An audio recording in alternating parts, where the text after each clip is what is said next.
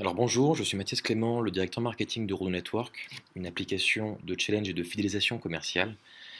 Donc à travers ce webinar, on va voir pourquoi le digital permet d'optimiser les performances des challenges commerciaux. Alors on est parti d'un constat, c'est que les challenges ont un impact sur la motivation et la motivation a un impact sur les indicateurs, sur les performances. D'où la mise en place de challenges au sein des entreprises, ça c'est la base. De ce constat, on a vu quelque chose, c'est le pourcentage de personnes motivées par un challenge. Donc là, on est parti sur un graphique avec le pourcentage de personnes motivées en ordonnée et le temps du challenge en abscisse.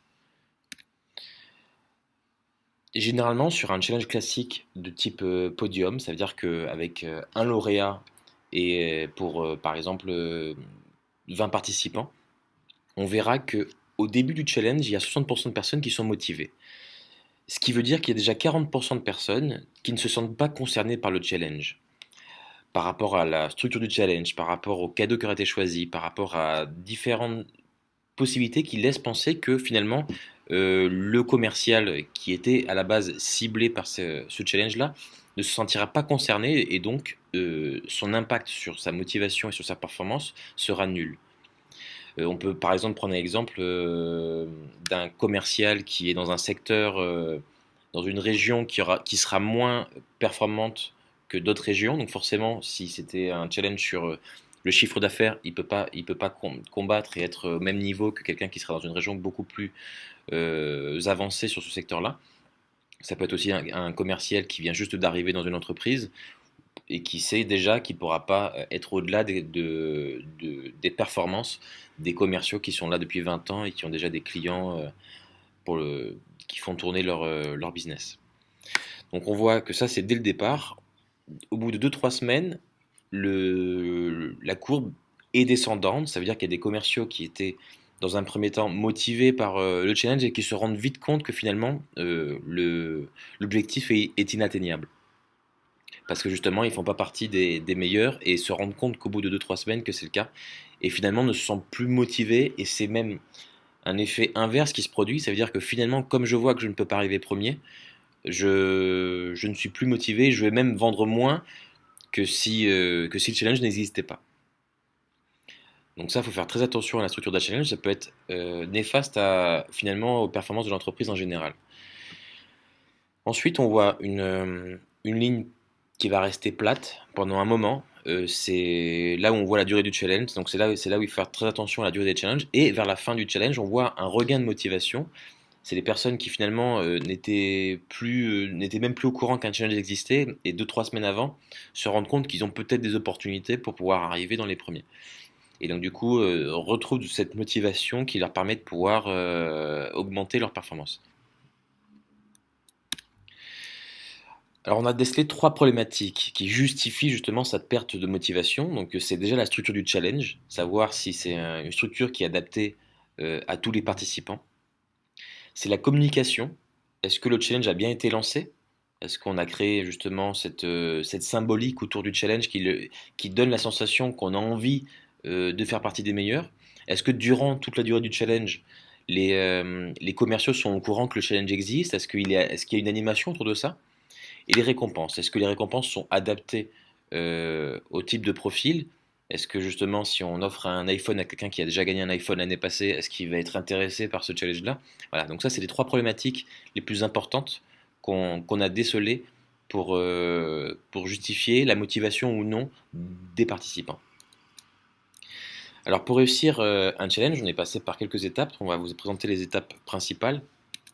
Déjà, il faut définir la communauté, parce qu'il y a la communauté commerciale, mais on peut aussi challenger, en tout cas animer, fidéliser les clients et distributeurs. Sur ce webinar, on va rester sur les commerciaux pour montrer justement comment réussir un challenge commercial. Il faut définir, dans la définition du challenge, il faut définir les indicateurs qu'on va vouloir mettre en place. En fonction d'un cycle de vente, si c'est un cycle de vente sur par exemple 6 mois, on pourra évidemment pas challenger sur le chiffre d'affaires. Ou alors ça sera un challenge qui va durer une éternité, qui va pas être très motivant, il n'y aura pas beaucoup d'évolution au sein de ce challenge-là. Ce qui veut dire qu'on peut, pour ce type de cas, choisir des indicateurs qui précèdent la signature. Par exemple, le nombre de rendez-vous. Si on sait justement que pour ce type de secteur, le taux de conversion entre un rendez-vous et une signature est de 20%, ben on saura que plus on augmente le nombre de rendez-vous, forcément, plus le nombre de signatures sera plus élevé derrière. Donc on peut challenger sur le nombre de rendez-vous, on peut challenger sur le taux de conversion justement, sur les opportunités. Il y a différents cas en fonction de chaque problématique.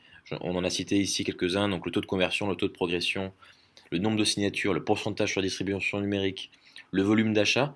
Tous ces points, c'est des exemples d'indicateurs, mais il en existe encore en fonction de chaque entreprise. Ensuite, il faut paramétrer le challenge. Est-ce que c'est un challenge d'équipe qu'on met en place? Est-ce que c'est un challenge individuel? Encore une fois, ça va dépendre des objectifs. Quel type de conditions? Est-ce qu'on on met en place un challenge avec des lauréats? Ou est-ce qu'on met simplement en place un challenge avec des objectifs? Donc, des objectifs qui vont être personnalisés. Si j'atteins mon objectif, j'ai atteint un niveau et je gagne des points. Et enfin, la durée. Est-ce qu'on va mettre sur une durée courte, sur une durée longue? Tout ça, c'est des facteurs qui vont dépendre de chaque société, mais qu'il faut prendre en compte. C'est pas invariable. Ça va dépendre de chaque problématique.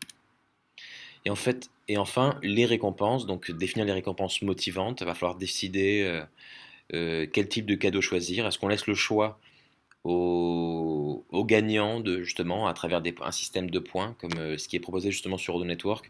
On leur laisse le choix du cadeau euh, parmi justement une liste de cadeaux. Pour réussir un challenge, il y a une étape qui est très importante, c'est le lancement. C'est pas simplement un emailing qui est envoyé en disant sur les 3 prochains mois, vous serez challengé, le meilleur en chiffre d'affaires gagnera un voyage. Ça va pas suffire. Il n'y aura pas justement cette symbolique autour de ce challenge-là, cet événement fort dans l'entreprise, une fois par an, 2 fois par an, qui fait qu'on a envie d'exploser ses objectifs. Donc il faut vraiment bien préparer ce challenge. Donc on a un livre blanc par rapport justement au lancement d'un challenge commercial que vous pourrez télécharger en lien sous cette vidéo. Il y a une formation aussi que Rodo Network propose par rapport à un lancement de challenge commercial. Ensuite, il y a le teasing, donc à travers un emailing, mais pas que, plusieurs emailings. Il peut y avoir des flyers qui peuvent être imprimés. Et enfin, le lancement. Donc ça peut être un séminaire, un kick-off, ça peut être un challenge d'un jour. Quoi qu'il en soit, c'est un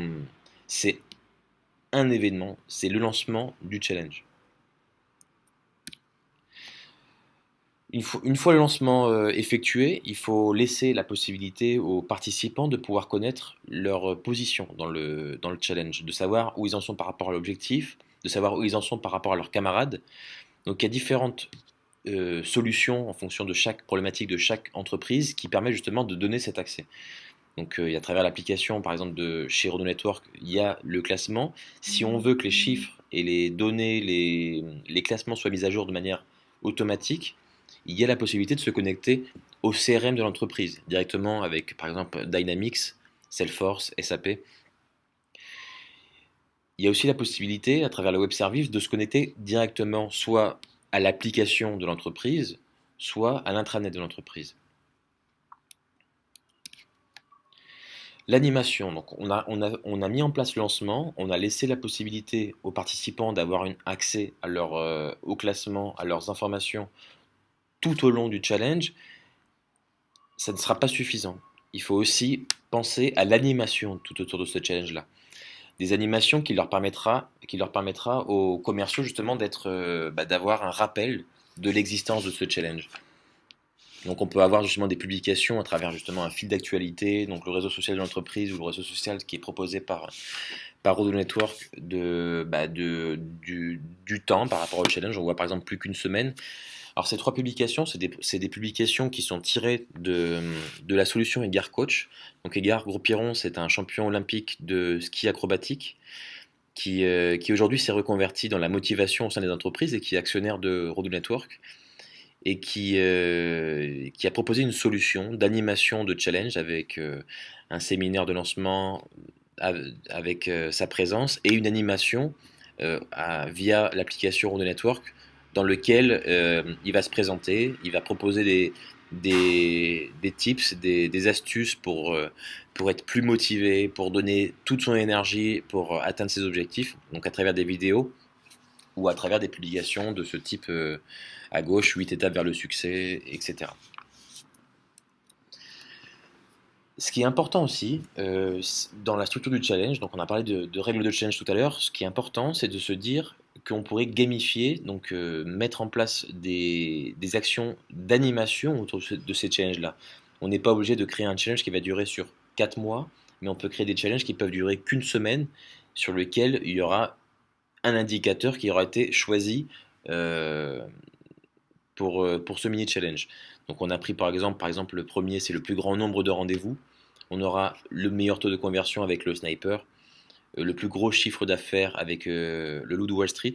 Tout ça, c'est des mini-challenges qui peuvent justement se suivre les semaines après les autres avec des récompenses beaucoup moins importantes que si c'était sur un challenge de 4 mois. Mais quoi qu'il en soit, ça sera la somme qui fera que le commercial pourra s'offrir un joli cadeau. Et c'est ce qui permettra aussi aux commerciaux qui n'ont pas forcément des bonnes données sur le chiffre d'affaires, mais de pouvoir se dire bah, je vais essayer d'exploser cette semaine mes performances par rapport à cet indicateur parce que je sens que j'en ai les capacités. Et surtout, bah, le fait que ça dure qu'une semaine, chaque début de semaine, c'est une nouvelle possibilité d'arriver premier. Il y a pas un retard qui s'enchaîne par rapport à des semaines et des semaines passées sur un grand challenge. Je vous laisse regarder un petit peu ce qu'il y a en dessous. Il y a aussi des mini-challenges qui ne sont pas forcément liés aux performances, mais qui sont liés à la volonté de créer une cohésion d'équipe. On a par exemple le mini-challenge Le Comique, avec la blague ayant récolté le plus de likes sur le fil d'actualité. Donc ça, c'est des mini-challenges qui sont vraiment dans l'idée de pouvoir créer cette sensation d'appartenance à une société. Et ça aussi, c'est important de se sentir bien dans une société pour pouvoir être motivé et forcément avoir des performances qui sont beaucoup plus satisfaisantes pour l'entreprise. Comme cas d'école, il y a le cas d'école EDF donc, qui ont mis en place ces mini-challenges à leur début. Ils ont vu des résultats directs dès le premier mois. C'est-à-dire que le premier mois, il y a eu une augmentation du chiffre d'affaires de plus 66% par rapport à l'année précédente et de plus 30% de l'engagement, donc le nombre de connexions, de posts, de likes et de commentaires sur l'application Rodoo Network. Grâce justement à ce système de mini-challenge, ils ont décidé d'en mettre 4 en place par semaine. Ce qui fait que voilà, il y avait 4 gagnants par semaine. Donc il y avait un taux d'interaction qui était vraiment élevé par rapport à cette mise en place. Enfin, ce qui est important, c'est les outils, le fait de digitaliser le challenge, ça permet justement de pouvoir en tirer des informations, donc en tirer des statistiques. On est capable de savoir le nombre de connexions, on est capable de savoir qui s'est connecté, on est capable de savoir aussi le degré de motivation des commerciaux en fonction justement de leur interaction et de leur implication à ce challenge-là. Et tout ça, c'est des outils qui peuvent aider le manager à adapter son discours, adapter son management de manière personnalisée.